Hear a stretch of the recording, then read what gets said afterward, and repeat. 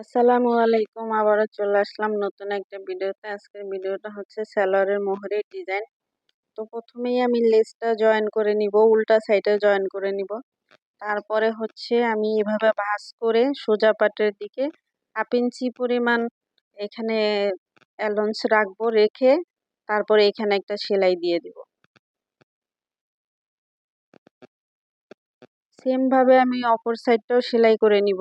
তো দেখতেই পাচ্ছেন আমি কিভাবে ভাঁজ দিয়ে সেলাইটা দিয়ে দিচ্ছি, আপনারা এভাবে দিয়ে দিবেন সেলাইটা।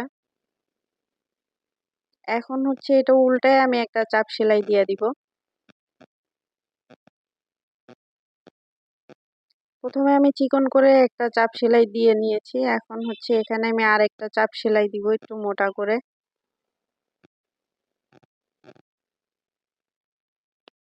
সেম ভাবে দুই সাইডেই আমি চাপ সেলাই দিয়ে নিয়েছি। এখন হচ্ছে এখানে আমি আরেকটা ডিজাইন করব, সেই জন্য কাপড়টা কেটে নিব।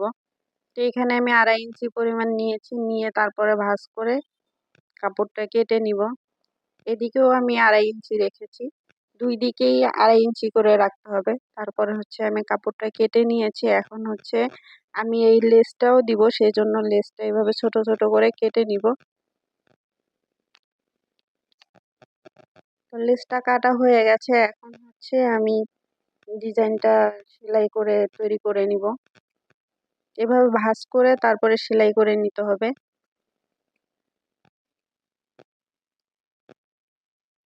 ভাঁজটা সুন্দর করে দিতে হবে, ছোট বড় যাতে না হয়, সবগুলো ফুল যাতে একই মাপের হয় সেটা করতে হবে।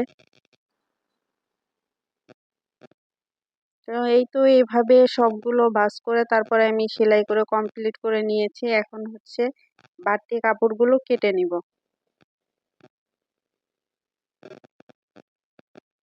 এখন হচ্ছে আমি একটা কাপড়ের ফুল দিব, তারপরে হচ্ছে একটা লেস দিব, এইভাবে করে পুরা ডিজাইনটা কমপ্লিট করে নিব সেলাই করে।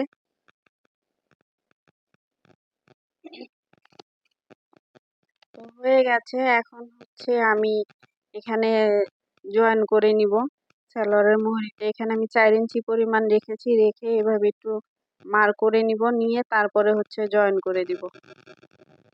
যারা নতুন আছেন তারা এইভাবে মার করে নিলে খুব সহজেই করে ফেলতে পারবেন, তাহলে আর আঁকা বাঁকা হবে না, সেলাইটা সোজা হবে। তো আমার জয়েন করা হয়ে গেছে ডিজাইনটা। এখন হচ্ছে আমি এভাবে ভাঁজ করে উল্টা পাশে ভাঁজ করে নিব, নিয়ে তারপর হচ্ছে আমি যে সেলাইটা দিছি, ডিজাইনটা যে জয়েন করছি সেই সেলাইটার উপরে দিয়ে আরেকটা সেলাই দিয়ে জয়েন করে নিব। জয়েন করা হয়ে গেছে, এখন হচ্ছে উল্টায় আমি প্রথমে একটা চাপ সেলাই দিয়ে দিব, অপর সাইডেও আমি সেম ভাবে এভাবেই চাপ সেলাই দিয়ে দিব।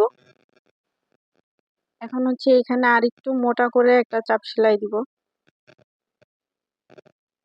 তো চাপ সেলাই দেওয়া হয়ে গেছে, তো দেখতেই পাচ্ছেন খুব সুন্দর একটা ডিজাইন হয়ে গেছে। এখন হচ্ছে আমি সাইডটা সেলাই করে নিব। তো সাইডটা সেলাই করা হয়ে গেছে, সালোয়ারটা আমার কমপ্লিট হয়ে গেছে। এখন হচ্ছে এখানে যে বাড়তি কাপড়গুলো আছে সেগুলো সুন্দরভাবে কেটে আমি সালোয়ারটা উল্টায় নিব। এই তো খুবই সুন্দর একটা ডিজাইন হয়ে গেছে। আপনারাও চাইলে এরকম সুন্দর সুন্দর ডিজাইনের সালোয়ার তৈরি করে নিতে পারেন।